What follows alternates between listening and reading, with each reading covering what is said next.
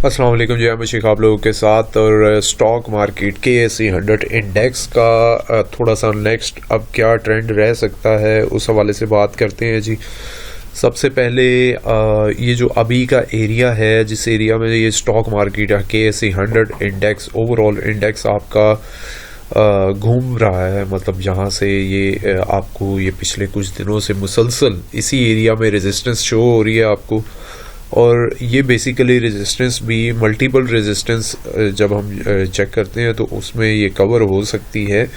एक तो सबसे पहले ये 200 मूविंग एवरेज की रेजिस्टेंस है इसी एरिया में, ठीक है जी। वो 46,100 के अराउंड आपको मिलेगी। इससे अबव क्लोजिंग हो 46,100, 200 प्लस क्लोजिंग हो विद सॉलिड वॉल्यूम, तो फिर समझिए कि ये आपकी 200 की रेजिस्टेंस वो ब्रेक हो चुकी है।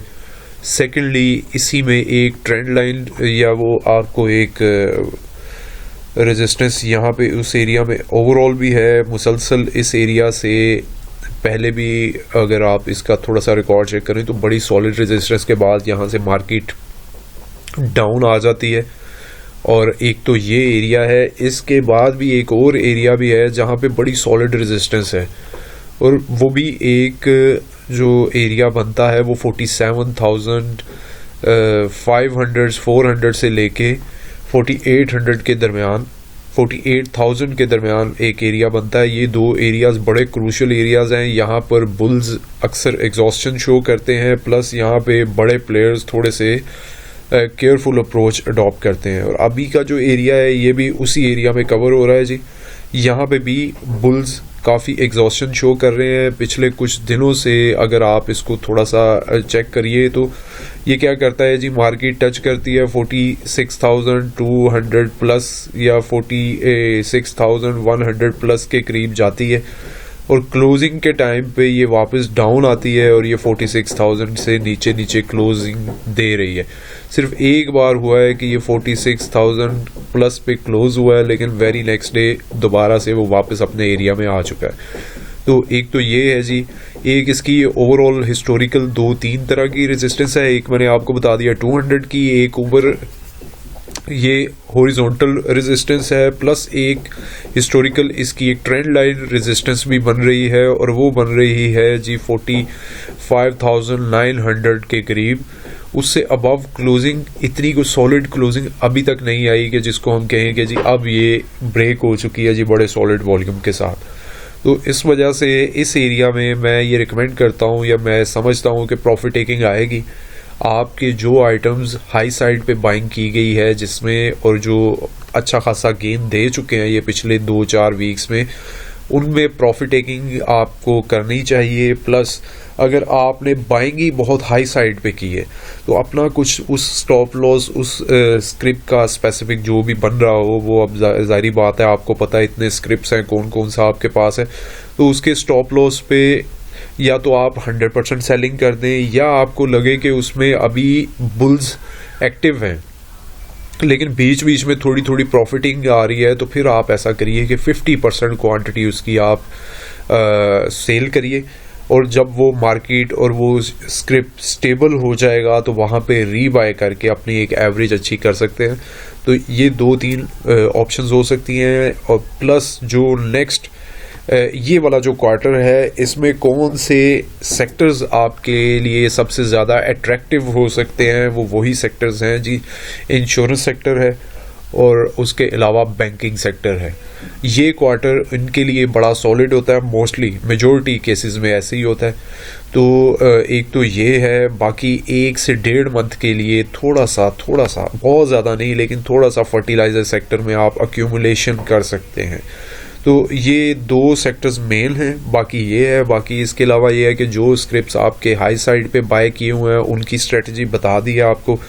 अब मार्केट की जो डाउन साइड आएगी या अप साइड, अब अप साइड के लिए क्लैरिटी हमें होगी जब ये क्लोज करेगा 46,400 46,300 प्लस पे, और बड़े अच्छे वॉल्यूम्स के साथ और मेन बोर्ड आइटम्स के साथ, तो फिर कुछ हद तक क्लैरिटी आएगी नेक्स्ट। लेकिन अगेन वहाँ पे ये एक और ट्रेंड लाइन रेजिस्टेंस है 46,700 के अराउंड। तो ये रेजिस्टेंस ब्रेक होना भी ज़रूरी है। ये एरिया ओवरऑल ही बहुत क्रूशियल है। 45,800 से या 700 से लेके 48,000 तक का एरिया बड़ा क्रूशियल एरिया है। इसमें मल्टीपल रेजिस्टेंसेस भी हैं, इसमें बुल्स एग्जॉस्शन भी है, इसमें बड़े प्लेयर्स अपनी केयरफुल अप्रोच भी अडॉप्ट करते हैं। तो ये सारी रीजंस हैं। सेकेंडली, कुछ पेनी स्क्रिप्ट्स हैं जो बहुत सॉलिड गेंद दे चुके हैं। परवेज अहमद जो है, PASL है, FDIBL है, उसके अलावा DSIL है, इस तरह के काफ़ी सारे स्क्रिप्ट्स हैं तो जिनमें अच्छा खासा गेन हो चुका है। उनके लिए मैं स्पेसिफिक आप लोगों को बता दूं कि उसमें आपने 10-20 पैसे 15 पैसे से ज़्यादा का स्टॉप लॉस भी नहीं रखना। आपने कोशिश करनी है 15 से 20 पैसे से तक का मार्जिन रखें। उससे नीचे अगर वो प्राइस आए तो वेट नहीं करना, एवरेज करने के चक्कर में नहीं रहना, क्योंकि ये जो पेनी स्क्रिप्ट्स होते हैं ये मोस्टली यही होता है कि ये एक बार चलते हैं साल में या 6 महीने में एक बार चलना होता है, फिर 4-6 महीने उनको कोई पूछने वाला कोई नहीं होता और उनसे फिर निकलने का भी बड़ा दुख होता है, तकलीफ होती है, क्योंकि वो 10-20 पैसे पे भी आपकी वो 15-15, 20-20% का लॉस बन रहा होता है। क्वांटिटी ज़्यादा उठाई होती है, तो इस वजह से उसमें आपने बहुत केयरफुल अप्रोच रखनी है। बैंकिंग सेक्टर मुझे थोड़ा अट्रैक्टिव लग रहा है, इंश्योरेंस सेक्टर अट्रैक्टिव लग रहा है, और ये सिर्फ उनके लिए है जो मतलब बैंकिंग सेक्टर में काम करते हैं। मैं बिल्कुल नहीं करता। इवन मैं जो शरिया कंप्लायंट 2-3 बैंक्स हैं मैं उनमें भी काम नहीं करता। तो मेरा एक अपनी एक अप्रोच है। मैं समझता हूँ कि इंटरेस्ट बेस्ड काम करने वाला जो भी बिजनेस है उसमें नहीं जाना चाहिए। लेकिन जो मतलब इस चीज़ में बहस में नहीं हम पढ़ते कि जी ये लॉजिक है और वो लॉजिक है, जिसमें जो उसमें सेटिस्फाई है, जिनको लगता है कि उसमें वो काम करने में उनको कोई प्रॉब्लम नहीं है, वो इन सेक्टर्स में काम कर सकते हैं। तो अपनी ये अप्रोच रखिए थोड़ी सी सॉलिड। बाकी जो एक एवरेज सपोर्ट आएगी, एक नॉर्मल सपोर्ट आएगी, अगर ये डाउन साइड पे मार्केट आती भी है तो 43,850 से लेके इनफैक्ट 43,700 से लेके 43,900 के दरमियान इसको अच्छी सपोर्ट मिल सकती है अगर मार्केट में करेक्शन आती भी है।